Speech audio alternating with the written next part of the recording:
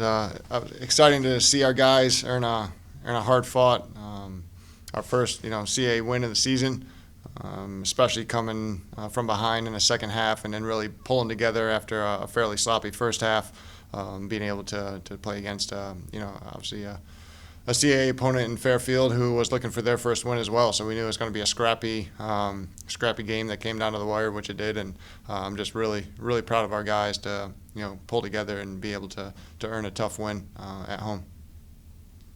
Ed? Shawn, did you get a sense of that? Was there a sense of relief among the guys to sort of finally break through and get this win?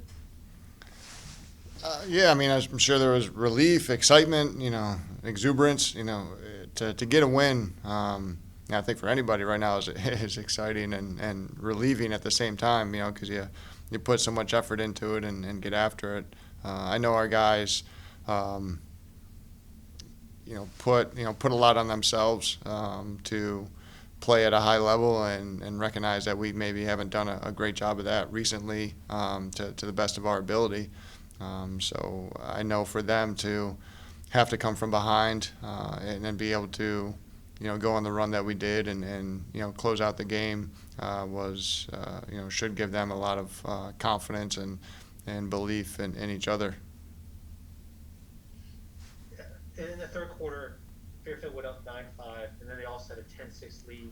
Then after that, everything changed. From your perspective, was there something in particular that changed for the team? Well, we started being more competitive at the X and earned some possessions through there. They really dominated at the face-off in the first half, and again, that's you're playing a lot of defense at that point. It's hard to get into a rhythm offensively there. Even though they may have won the initial face-off possession, we were able to win some balls back with quick defense or Drew Martin doing a good job, creating a ground ball and creating a possession for us there. So I think it was just a matter of doing the guys doing a great job, just trying to swing momentum our way through possessions in the middle of the field and getting opportunities and cashing in on them. I thought we had good chances in the first half that we didn't score on. So be able to sway momentum our way after being down 4 was partly due to the possession battle and doing a good job there. Shawn, you guys got the 12-10 lead. They score goals, and then in the last 2 minutes, it's back and forth. I asked Andrew about how nerve-wracking it was. I'm wondering, is that nerve-wracking for coaches like yourself? Yeah, it is. Because you just see so much effort that the guys put in and then so much desire to get that lead. And sometimes the fear is they expend so much energy to get to tie it up or to make a comeback and take a lead that there's that, like you said, a little bit of that kind of sigh of relief, but there can't be there can't be that letdown. And that was a good defensive stop before they scored that goal. We had a ground ball in the crease and we made had an opportunity to make a turnover, but they just made a good play on the crease and scooped it up and dunked it in. So we were still playing at a solid level there. But it was just great to see our guys stay poised, stay focused in what we wanted to do with the ball and try to build on it, but do it smart, and not have a quick possession offensively and give it right back to them to have an opportunity to tie it up. So it was it was good to see our guys be able to play with that poise for those last 5 minutes. Thanks, Shawn. Corey? Yeah, Coach, you guys had a bit of a rough first half offensively. What did you guys talk about at halftime to kind of tighten that up for the second? I thought our spacing at times wasn't great, and being able to recognize how they were trying to support and they were doing a good job being quick on our rollbacks and making us have to stretch out before we could move the ball. So again, we wanted to try to stretch them out a little bit and get away from bringing more people to the ball and just try to beat them off the dodge and open them up a little bit and be patient within our possessions was, I think, the biggest point. And our guys did that in the second half, being able to really, I think we scored goals maybe within the last 2 or 3 goals, maybe within the last, at least 10 seconds, if not 5 seconds of the shot clock. And I know from having that done to us on the defensive side, those are kind of heartbreaking because you play such strong defense for the 80 seconds, and then you give it up with 2 or 3 seconds left. Those just showed our guys' ability to stay aggressive, understanding the clock, and then really keep pushing to that last second to have a scoring opportunity. And how do you feel about the game being won on a behind-the-back shot? However it needs to get done, we'll take it. You can kick it in, hit it off your hand as long as it's part of the stick. It's as long as the ball goes in the net and it's, you can carry it over to your game winner, and that's all that matters. That was just Andrew Milani. Has scored obviously some big goals for us this year so far, and scored a lot of goals for us.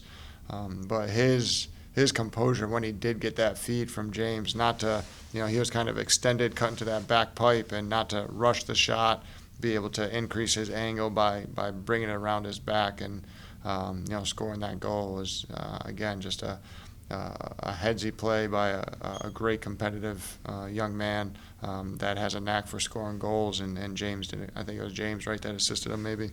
Did a great job seeing him and finding him for that. Oh, man, well, really, I didn't really win too many clamps off the face-off, but, I just kind of stayed gritty on the ground balls and get the checks when I can. My job was just to keep the ball on the ground and kind of get our wings involved to come out the ground balls, and ball just kind of went my way, and we were able to get a lot of possessions off the face-off in the second half. Proud of my wings. Coach Baxter at Fairfield said he thought that the key was that you guys made ground balls more 50-50 thing in the middle of the field on face-offs and defense. How critical do you think that was in terms of the comeback?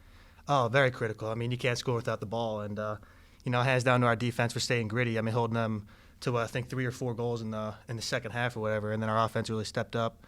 But they were able to do that because ground balls, and we got them the ball, and they were able to figure it out and put the ball in the back of the net. Did you do anything differently against their guy, Dylan Smith? Well, did I do anything differently? Yes. That first face-off, I kind of got blown by. I got beat for a fast break, so I had to make a little adjustment, not to really go for the clamp against this kid because he was feeling hot. He was getting the clamp, so I kind of just stayed positioned, played more of a defensive strategy against him, and and just keep the ball on the ground and come up with those 50-50 ground balls for my team. Do you think that frustrated him a little bit? Did you more for your defensive posture? I would think so. Yeah, I think so. I think I got to him a little bit, But hands down. He's a good player. He's a good face-off kid. He was getting the clamps. Hands down to him. But at the end of the day, 50-50 ground balls, and whoever comes up with those, most likely going to win the game. Thank you. Yep. Corey?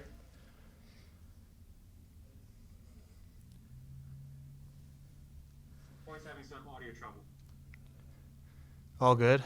Corey, if you want to drop questions in the chat. If you want, you can come over here and ask. Thanks, Ed.